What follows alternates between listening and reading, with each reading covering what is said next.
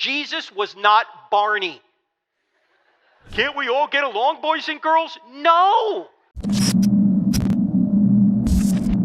First, before I ask my question, I'll just say sorry for your loss. I think we all kind of felt something that day, and you talked about like how impactful events.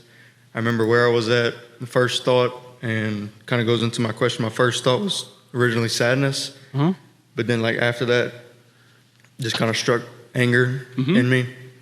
And that leads into my question. Is there such thing as righteous anger when people are being blatantly disrespectful to Christians just because of their beliefs and also political views, things like that? Like, is there such thing? Because like in the Bible it talks about how Jesus drove out the merchants that were in the temple and how that was righteous anger. Yes. Is there something that we can do that's justified, I guess, in God's eyes, but we can still like show our upsetness and... Yes, you just pointed out one burst of anger that Jesus had. It was righteous anger when he cleansed the temple. There's another instance in John chapter 8 where he's talking to the Pharisees, who, by the way, were the politicians of the day. They were on the Sanhedrin that helped make the rules and judge cases, so they were politicians, and Jesus went after them. In fact, at one point, Jesus said to these Pharisees, right in the middle of an argument, he says, "Your father is the devil." Jesus, you can't say that. That's not very Christ-like. Excuse me, I am Christ? Can you imagine you're having an argument with somebody and you stop right in the middle and you go, "Your father is the devil"? Never try that with a sibling, by the way. I mean, Jesus was tough.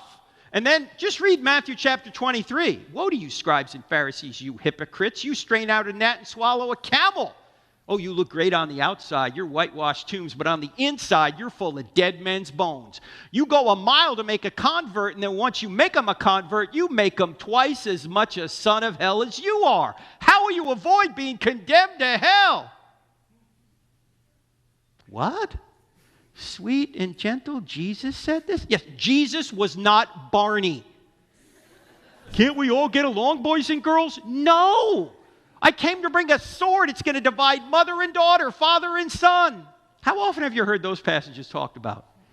Not much, but those of you in this room and watching out there know those verses are true because you're divided in your own family over Jesus. And you should be. Why? Because if Jesus is the truth, and he is, you ought to be following Jesus and not contrary voices, whether that be your family, the culture, MSNBC, CNN, Fox News, whoever it is. You ought to be following Jesus. So yes, the scriptures actually say, be angry and do not sin. In fact, I looked up an article recently. A pastor put it out, and I think the title was 78 Times Jesus Insulted People. What? Yeah, look it up. I just gave you some of the insults I just mentioned. So there are times to be righteous and even angry, because read Paul. Paul names false teachers on 6 different occasions because that's what you're supposed to do. You're supposed to protect people. You're supposed to be a sheepdog in order to protect the sheep and drive off the wolves. So yeah, there are times to be angry, but you got to be angry and not sin. Does that make sense? Yes, sir. All right, thank you. You.